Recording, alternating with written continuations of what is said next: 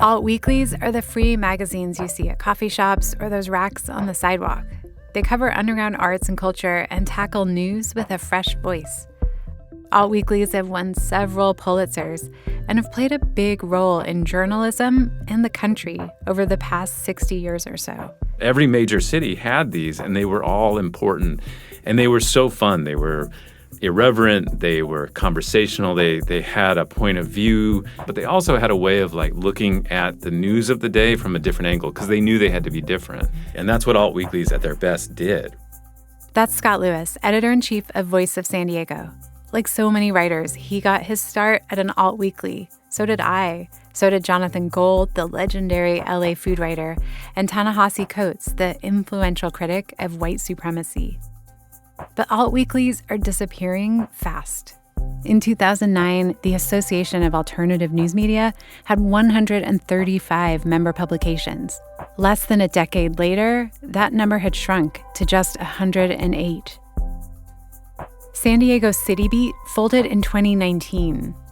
Now, our last remaining alt-weekly, the San Diego Reader, is going out of print after 52 years. But one man, Matthew Lickona, is determined to keep the Reader alive online for as long as possible. I took a bigger pay cut than I'd like to talk about on camera to try to keep this going. It's very much what I love and what I will do if I possibly can. One thing alt-weeklies are known for is what's called long-form literary journalism, longer stories and articles written with a certain flair or personality. Just like alt-weeklies themselves, it's kind of a dying art today. Matthew got hooked on long-form writing when he was a teenager. I had a writing bug from way back. I had picked up a copy of Joseph Mitchell's Up in the Old Hotel, which was a collection of his profiles from the New Yorker magazine back in the 30s up through the 60s. And that was sort of my, this is what's possible with profile writing. The way you just get these people to talk and give you a whole world just by these long strands of conversation. And I thought that was a dream. Matthew's been writing these kind of stories for the Reader since the 90s, when he was recruited right out of college. It's a dream job, and it's the only real job he's ever had. That person who recruited him was Jim Holman, who ran the Reader for the last 52 years. At its height, from the late 80s to the 2000s, they printed up to 160,000 copies a week, with many issues topping 200 pages. The Reader had an apartment in Coronado and flew in influential writers from across the country to stay there just to write cover stories. They were a force in San Diego's cultural scene. But Craigslist, COVID, and the explosion of a million other online media alternatives wore down the business. And now, at 78, Jim has run out of steam. So finally, at the end of last year, I thought, this was a really tough year. And I went to my business manager, my sales manager, and I said, you want to buy the paper? I'll give it to you for free. And he said, no, I don't want it because I'm in debt myself. That's when Matthew stepped in. And I was telling it to Matt Lickona, and there was a long silence. And I said, what? Are you interested? And he said, I so much want this to survive. Matthew bought the paper from Jim for $1. When you buy a business for a single dollar, you typically take on its debt and liabilities. It's definitely not risk-free, but it can pay off. In the last 20 years, both TV Guide magazine and Reader's Digest UK sold for a single dollar and pound, respectively. And both were turned around and sold for a profit a few years later. So now it's Matthew's challenge to pull off that kind of improbable comeback and sustain an alt-weekly in what is increasingly a post-alt-weekly world. From KPBS Public Media, this is The Finest, a podcast about the people, art, and movements redefining culture in San Diego. I'm Julia Dixon Evans.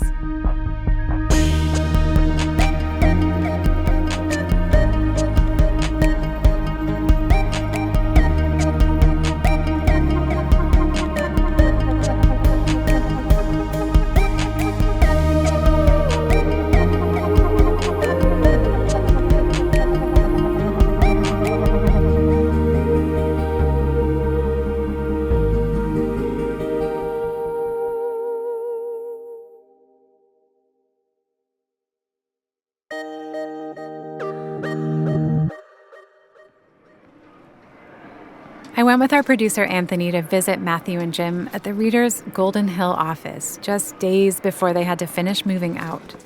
Hello. Hey, Jim? I'm Matt. Oh, Matt. Nice to meet you. I've aged 20 years in the past week, so I look like Jim. Hi, I'm Anthony. Hi. Nice to meet you. But you're seeing the demise. Because we take a lot of art. Even though they'll keep publishing online, they've got to cut every expense they can. Printing and office space are the big ones. On the day we visited, Matthew called the place a mausoleum.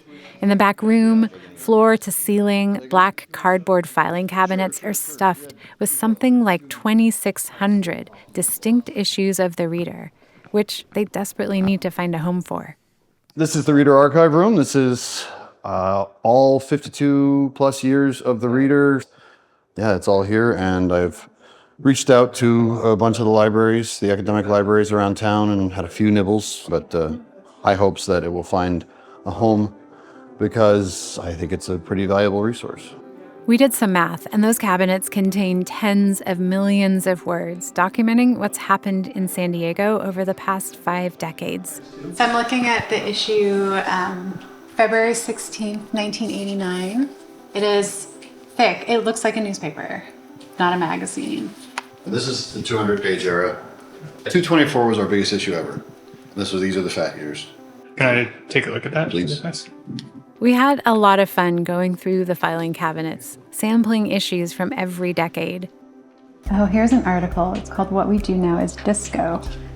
This illustration. It's a really cool illustration. It really is.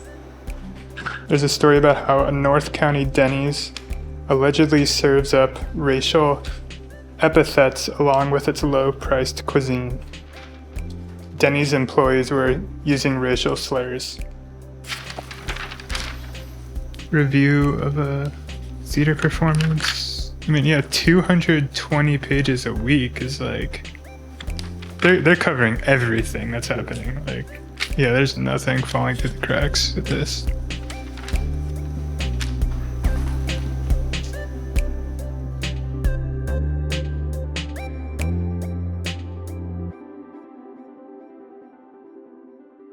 Even if you've never picked up a copy of the Reader, or regardless of what you thought of it, there's no denying that this archive really is an incredible time capsule of the city. I wrote, when we did our 50th anniversary issue, and I wrote a little intro at the beginning of that saying, a lot of identity is memory. Memory is what makes anybody into a somebody. And this here is a memory of San Diego that was available to the whole city that asked and answered every week the question, what's it like in San Diego?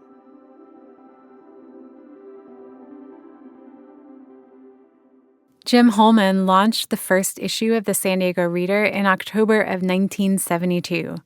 The Reader was started as what they call an alternative paper, and it was independent in the sense that we didn't owe anybody anything. We didn't have any super large advertisers, so that gave us freedom of speech, complete freedom of expression. Yeah. San Diego was a town when we started that mainly had just the Union Tribune, San Diego Magazine, and some community papers. There was nothing quite like the Reader. So our niche was, I would say, largely cultural. We had a lot of music and movies, and for the first 5 years were very precarious.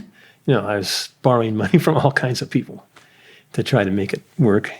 Finally, after 3 years, I think it was, we started to break even. And after those touch-and-go first few years, they did much more than just break even. Jim made a counterintuitive decision that paid off in a huge way. Like a lot of alt-weeklies around the country, the Reader ran classified ads. You could list a used dresser or a spare room you were trying to rent. It was Craigslist before Craigslist. But instead of charging for those classifieds like everyone else at the time, Jim made them free. Both placing ads and picking up the paper itself cost San Diegans nothing. And that made the Reader huge. The value of regular advertisements went way up. The great thing about the Reader was because we had free circulation and free classifieds, we creamed everybody. The Union Tribune, anybody else in town. Nobody could beat us. You can see the paper out there. We had hundreds of classified ads, thousands maybe of classified ads every single week given to us by people. We killed it, because the papers would fly off the counters every week. They'd be gone in 12 hours everywhere in town. And that was 160,000. So it was not just the numbers, but a very committed readership. They did music, movie, and restaurant reviews and all kinds of local news stories. They also got tangled up in their fair share of local politics and controversy, but Jim's thing was those longer essay-like stories. That's what he championed in The Reader. So when I say long form, we have run stories that have been 20,000 words. Wow. And there's a small market for that. The stories have to be very good and compelling, so you finish the story. But I use, at the same time, literary, because what I mean is good writing. And Bob Roth, the publisher of the Chicago Reader, where we got our idea from, used to say, the purpose of the Chicago Reader is good writing, pure and simple. If you had to choose, what's your favorite story that you've ever done? You know what my favorite story is? Was the Vietnamese kid who talked about his learning of English. He was a high school teacher at Coronado, and a white parent got him suspended over there because his son, didn't get a good grade or something. And we were outraged. And I knew he was a really good English teacher, so I asked him to come and write for us. And he wrote this amazing story about learning English from a Vietnamese point of view. And it's such a beautiful tour de force, yeah. And after he wrote that story, I got a call from a literary agent in New York who wanted more of his work. And I thought, yeah, he's very good. Remember those free classifieds? The beginning of the end for The Reader and pretty much all the alt-weeklies came when those ads moved online. We grew little by little by little, and there was never any trouble until Craigslist. But Craigslist was the symbol of online reality, because once people could go online, that killed the classified ads, and then everything else pretty much had the same problem, that you could get almost every other piece of information. And people weren't that discriminating. They could find, Rotten Tomatoes or something else. Did you ever consider selling to a bigger company? Oh, no way. No, I hate corporate America. I like small businesses. The Reader's page count shrank from over 200 to under 100, and after COVID, to around 40 pages. Circulation dropped by about 80% too. But all along, even in its prime, The Reader had its critics, many who saw it as conservative. Scott Lewis of Voice of San Diego has a complicated relationship with The Reader, which he says is based on how they would call out his publication.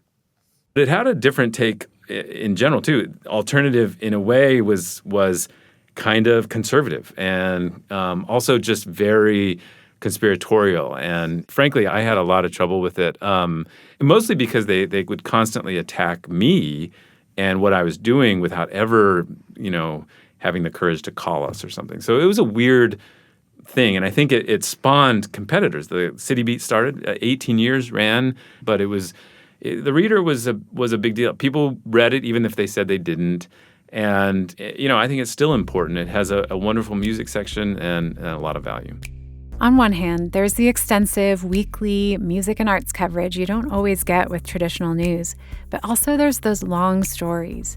20,000 words is long. That's almost a small book. Even 5,000 words in print would take you a good 20 minutes to read. These stories are rare today. At Voice of San Diego, Scott says they will go over 2,000 words for an exceptionally written story. But he acknowledges that a long alt-weekly piece can have a big impact, including one from The Reader that still sticks with him. They did a story a couple decades ago about the history of the frontier neighborhood in Point Loma in the sports arena area, where the sports arena is now, used to be a neighborhood. And I read that, and now with the discussion now about the future of the sports arena, it forced me to spend a few weeks doing my own work and doing an update in a way of that story. And I can honestly say that piece changed my entire perspective on San Diego. And I valued it tremendously. It's nice to have a forum for those things. And I think that's what's unfortunate is that 2,000, 3,000, 4,000 word piece in an alt-weekly in other cities could change the conversation for weeks about City Hall or about the culture. I got my start in journalism writing for an alt-weekly, San Diego City Beat, with an editor who was willing to give me a shot. I wrote about coffee and hiking trails, and eventually visual art, dance, and music. Alt-weeklies have been a real haven for emerging journalists. Like me, our producer Anthony got his start at one. So did Scott Lewis. One of the things that's special about alt-weeklies is that they would take a chance on anybody regardless of their experience. And they would give you a chance to publish about the most important things, to write about the most pressing things in a city, even as a young, inexperienced journalist or just somebody coming into journalists at an older age. There was so much opportunity that all they cared about in many ways was just getting a different perspective, and they would give chances to people who, like me, didn't necessarily deserve it. And I've carried that forward too, like hiring people who maybe hadn't finished college or maybe had been in prison or in different situations because that you might get something special. You don't just go with the Columbia grad who, was at the top of their class the whole way through. Like there's always something special to be found if you give somebody a chance. And I'll remember that forever because they give me a chance. When I was at the City Weekly, the story I'm still most proud of from Salt Lake City is there was this incredible kidnapping. Elizabeth Smart was taken from her home at night. And every news truck in the world came to Salt Lake City that week. And I remember my editor saying, you should go do a story about that, but not the story about that. Like, you need to figure out some other way to do it. And I ended up doing a story about why her kidnapping got more attention than other kidnappings that had happened around the same time. And they taught me in particular from the beginning, like, you need to look at stories from a different angle. And that paid me forward in a way I never anticipated, a decade later or a few years later when I was trying to build Voice of San Diego, because I looked at it and looked, I can't just do what these other news organizations are doing in town. I have to do something different. I was able to lean on that experience. And I think that's where an alt-weekly can really thrive is to put a different perspective, a different lens on what's happening in a community and force people to deal with that. And that's what they did at their best. And I think the reader had moments like that.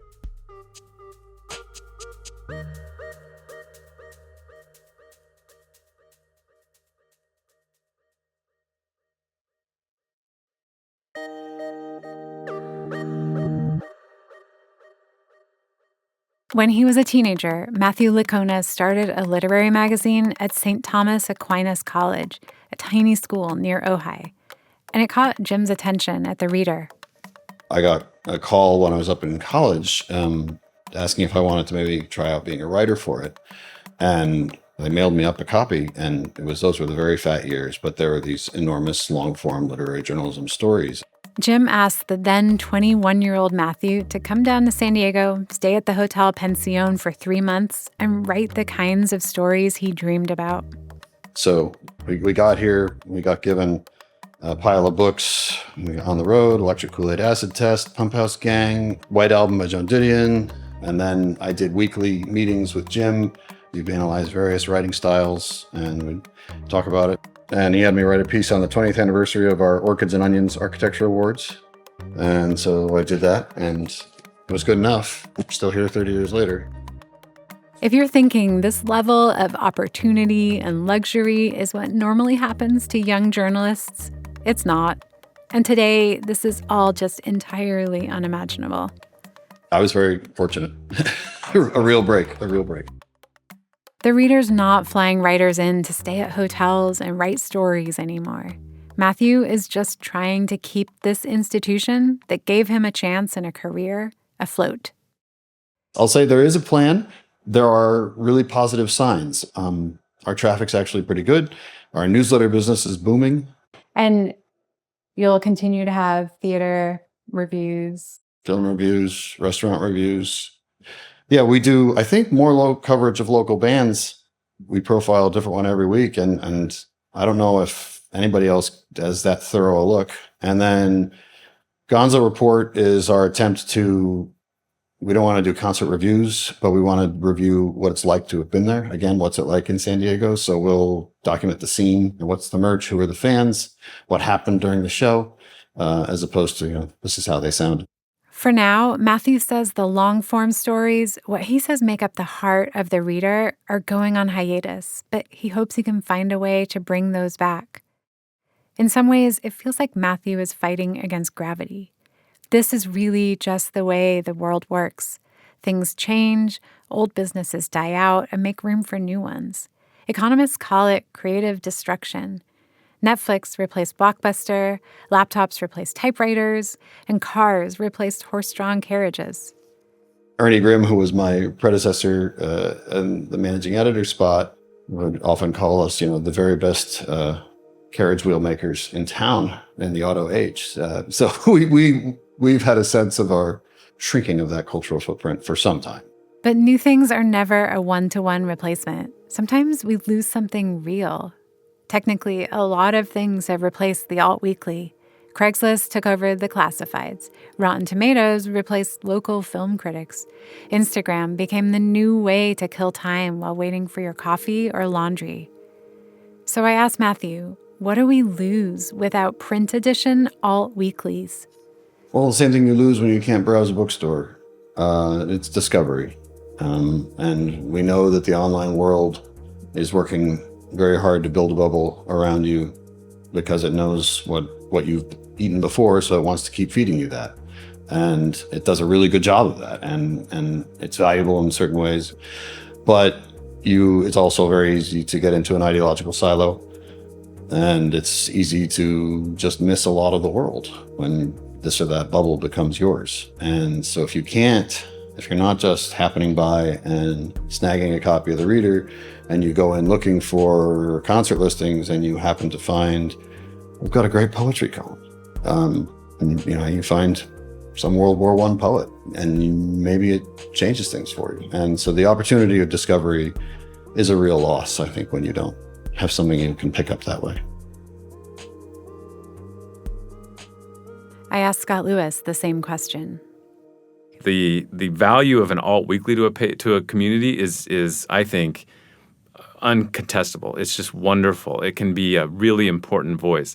All these countercultural folks from the 60s formed these alt-weeklies as this alternative voice to the objective institutional newspapers of a community.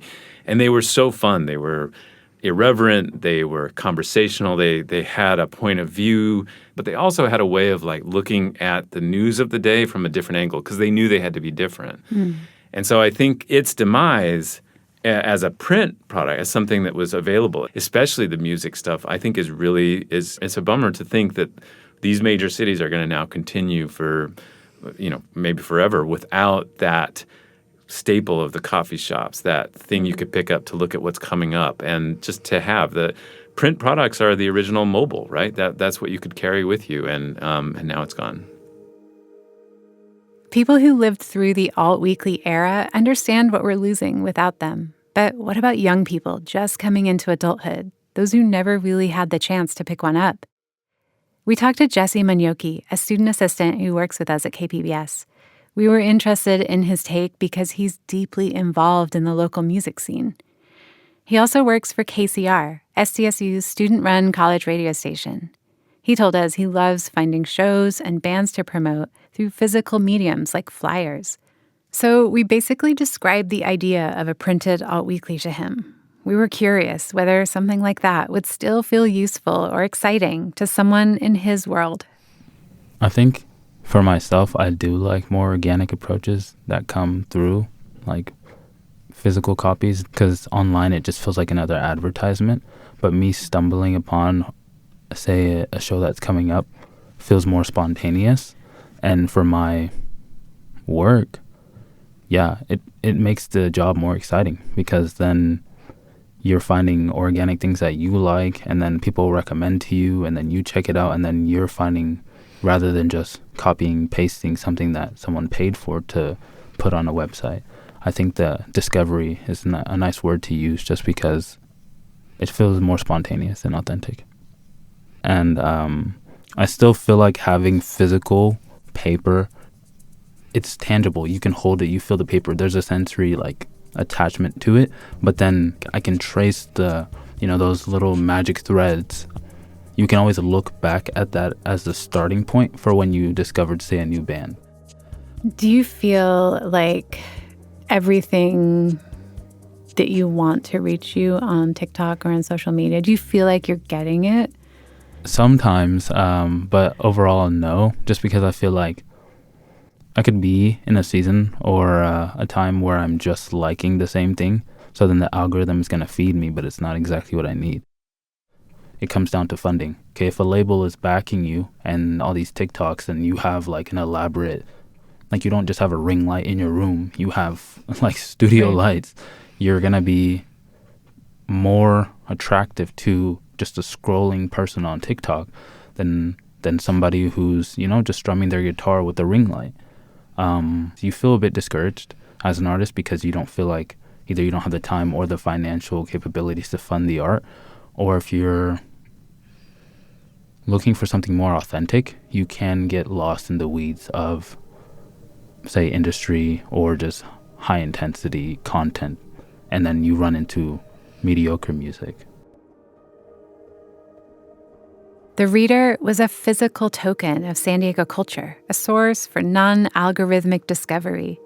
It'll still attempt to serve that in digital form for as long as possible, especially through its music coverage.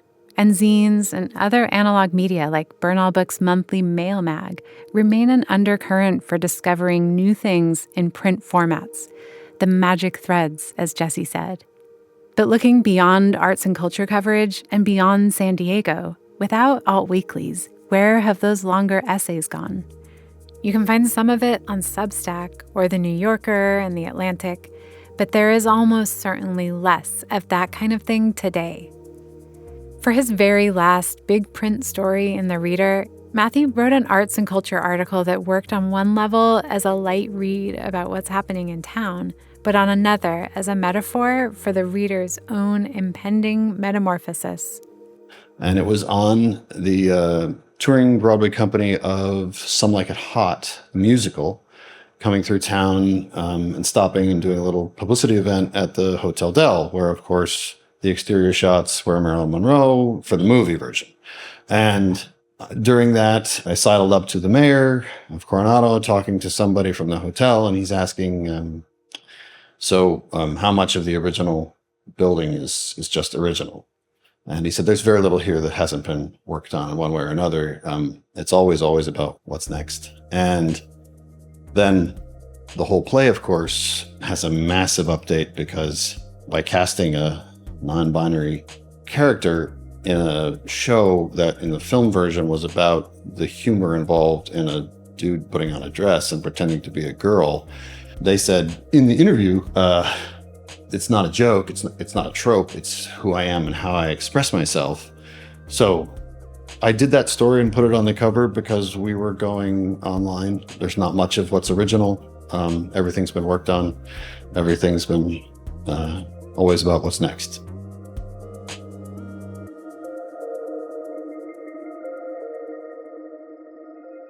When we finished our interviews with Matthew and Jim, we spent an hour rifling through the old archives. These thousands of issues aren't just a history of the big events. They also capture the small human moments that make up life in San Diego. This is a profile about a saxophonist, it looks like. Oh, there's a poem called Patriotics. I think the real thing is the classifieds, right? Pets. Snake for sale. $45. Python, quite friendly and loves to eat. Oh, and then here's the roommate listings. A single father, age 26, needs angelic, sensitive female to care for little girl, housekeep, and cook. Good luck with that. Responsible, straight, non-vegetarian. No rock, grass. It's like listed first before no drugs. Like, I don't want you addicted to drugs, but I definitely. I need a non-vegetarian, angelic woman. Lady with 2 children needs a ride to Denver around September 30th. Lady, don't do that. I'm gonna travel to the past and warn her. There's a letter to someone's parents. Dear Mom and Dad, right off, I'll bet you're real surprised to hear from me. I think the last time we talked was in 1971 when I called from Connecticut to ask for money. For now, the reader's voluminous archive of little moments is still growing. Matthew is hanging on to his horse-drawn carriage wheels, his Blockbuster video store, just not in print form. And he'll do it as long as he possibly can. This has been my professional life since I got out of college in 1995. I love it. I've done most areas on the editorial side of it. And I would hate to see it pass from just fade out. And that can happen pretty easily. What are some scenarios that might make you decide to pull the plug? Like, is this something that you're just not letting yourself accidentally manifest by thinking about? I don't know. I have to think about it. There's a printer bill that's outstanding that you have to be able to pay all the weeks of because we've been running, a few weeks behind for years. And that's okay because you're always going another week. And we were always just about to turn the corner and become, a little more stable and start paying off some debts. And we ran out of room on that. But I have to think about what happens if we run out of room altogether. And so there's a hard number. And if we get down to that number, it's got to end, but it will not end unless we get there.